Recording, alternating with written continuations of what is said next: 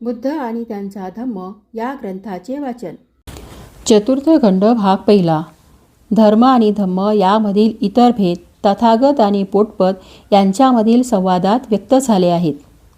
एकदा तथागत श्रावस्ती येथे अनाथपिंडकाच्या जेतवनात आरामात विहार करीत होते. त्यासमयी पोटपद नावाचा परिव्राजक राणी मल्लिकेने तत्वदर्शनावरील वादविवादासाठी जो एक प्रासाद तयार केला होता तेथे राहत होता. त्यांच्याबरोबर त्यांच्या 300 अनुयायाचा एक जथ्था होता. तथागत आणि पोटपद या दोघांमध्ये एका प्रसंगी खालील संवाद घडून आला. पोटपद म्हणाला, जग शाश्वत आहे काय आणि ते शाश्वत आहे आणि इतर सर्व तत्संबंधी मते चुकीची आहेत असे आपले म्हणणे आहे काय? पोटपद ह्या विषयावर तथागतांनी काहीच मत व्यक्त केलेले नाही. यानंतर पोटपदाने तथागतांना खालील प्रश्न विचारले. जग शाश्वत नाही काय? जग शांत आहे काय? जग अनंत आहे काय?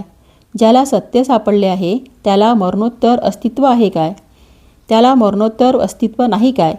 त्याला मरणोत्तर अस्तित्व आहे आणि नाही असे आहे काय? त्याला मरणोत्तर परत अस्तित्व नाही अथवा त्याला मरणोत्तर अस्तित्व नाही असे नाही. या प्रत्येक प्रश्नाला तथागतांनी एकाच प्रकारचे उत्तर दिले. पोटपद या विषयावर तथागतांनी आपले मत व्यक्त केलेले नाही. या विषयावर तथागतांनी का मत व्यक्त केलेले नाही? कारण या प्रश्नाच्या उत्तरापासून काहीच लाभ नाही, त्याचा धम्माशी काही संबंध नाही. ते सदाचरणाच्या कोणत्या घटकाला उपकारक नाही.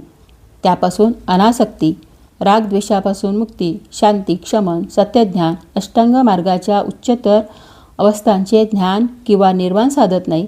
म्हणूनच तथागतांनी यावर आपले मत व्यक्त केलेले नाही. मग तथागतांनी निश्चित असे काय केले आहे? पोटपदा, तथागतांनी दुःख म्हणजे काय, दुःखाचे कारण काय, दुःखाचा निरोध म्हणजे काय आणि दुःखाचा निरोध कसा साधता येईल हे स्पष्ट केलेले आहे. तथागतांनी हे तरी का स्पष्ट केले? पोटपद, कारण त्यापासून लाभ आहे. तो धम्माचा विषय आहे. सदाचरण, अनासक्ती, राग द्वेषापासून मुक्ती, शांती, क्षमन, सत्यज्ञान, अष्टांग मार्गातील उच्चतर अवस्थासंबंधी दृष्टी आणि निर्वाण साधता येते.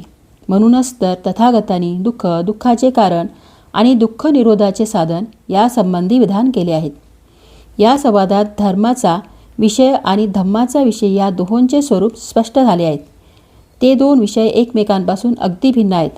धर्माचे प्रयोजन जगत प्रारंभाचे स्पष्टीकरण आहे आणि धम्माचे प्रयोजन जगाची पुनर्रचना ही आहे. शिलाचरण, नीती आणि धर्म. नीतीचे धर्मात स्थान कोणते? वस्तुतः धर्मात नीतीला स्थान नाही. धर्माचे विषय म्हणजे देव, आत्मा, प्रार्थना, पूजा, कर्मकांड, विधी, समारंभ आणि यज्ञ हे होत. एका माणसाचा दुसऱ्या माणसाशी संबंध येतो तेव्हा नीतीला प्रारंभ होतो. शांती आणि सुव्यवस्था राखण्यासाठीच धर्मात नीतीचा समावेश होतो व नीतीचे धर्मात दुय्यम स्थान आहे. धर्म हा एक त्रिकोण आहे. आपल्या शेजाऱ्याशी चांगुलपणे वागा, कारण तुम्ही दोघेही परमेश्वराची लेकरे आहात. ही धर्माची विचारसरणी आहे. प्रत्येक धर्म नीती शिकवितो, परंतु नीती ही काही प्रत्येक धर्माचे मूळ नव्हे.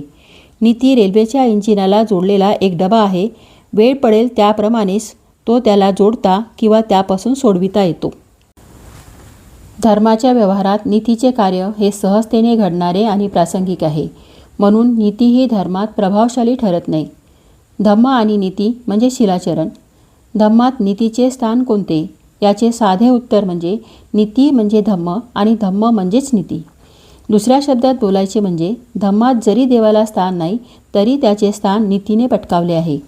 धम्मात प्रार्थना, तीर्थयात्रा, कर्मकांड, विधी अथवा यज्ञयाग यांना स्थान नाही. नीती हे धम्माचे सार आहे. त्याशिवाय धम्म नाही. धम्मात माणसाने माणसावर प्रेम केलेच पाहिजे. यातूनच नीतीचा उगम होतो. त्यासाठी देवाच्या आज्ञाची आवश्यकता नाही. देवाला संतुष्ट करण्यासाठी काही माणसाने नीतिमान व्हायचे असे नाही, तर स्वहितासाठीच माणसाने माणसावर प्रेम केले पाहिजे.